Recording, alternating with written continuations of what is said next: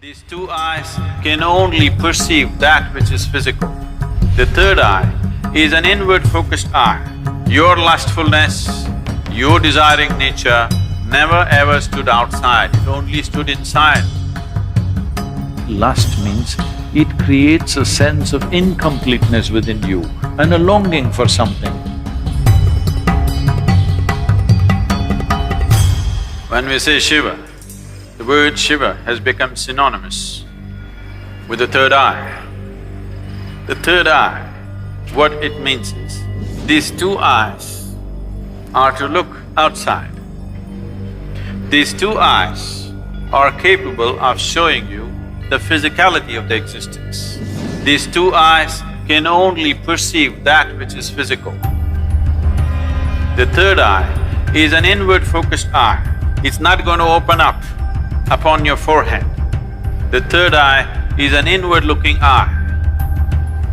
But you have heard stories, Shiva opened his eyes and he burnt Kama.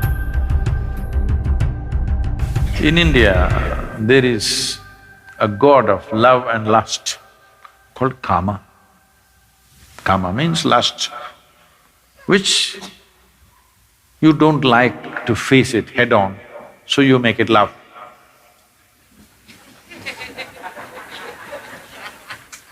Because you need some aesthetic to it.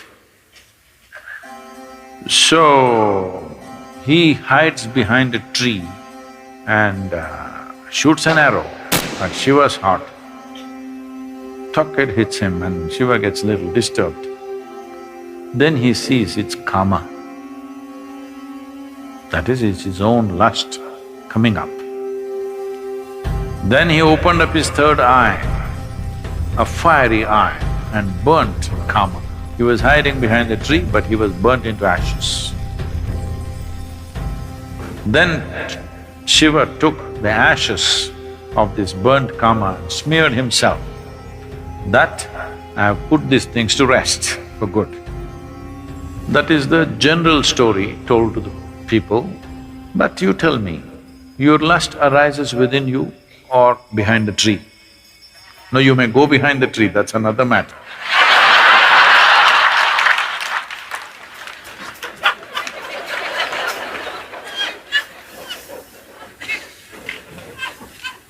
But where does it arise? Within you.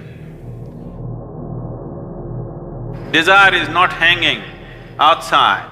It is not because a beautiful woman or a beautiful man is sitting there, your desire comes. Because the desire, the Kama is within you. So he opened his third eye and burned the Kama within himself, not the one who is standing outside. Because he never ever stood outside. Please look at this and see. Your lustfulness, your desiring nature never ever stood outside, it only stood inside. So he opened his third eye, not this way, inward. Then he saw this lustfulness, which essentially means that some aspects are built into you which makes you feel incomplete. So you think you will find completion only by going towards something or somebody.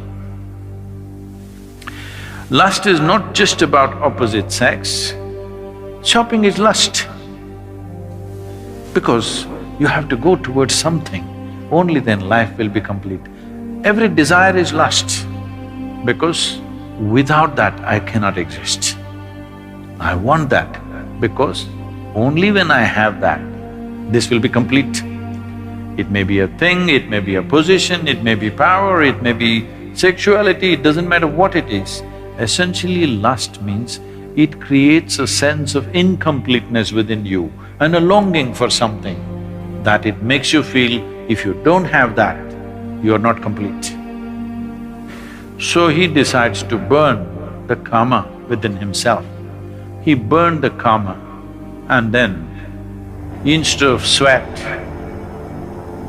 ash oozed out of the pores of his body. This is the yogic story. The common story told to the public is he was hiding behind the tree and he burnt him, opened his eyes and burnt him, and then he took that ash and smeared himself. The yogic dimension of the story is karma arose within him, he opened his third eye, burnt him, and then ash slowly oozed out of his body, clearly showing him everything is laid to rest. Everything that you know as yourself should die. When I say death, it's not the physical death which is a problem. The question is losing everything that you know as myself right now, your personality, your identity. Once you learn to be an individual beyond physiological and psychological formats, that means you're for good. This is what living death means. So if you know how to be an individual still, without physiological and psychological format, you are a living death. If you are a living death, you are eternal in your existence. It is time that you become living death so that you live eternally.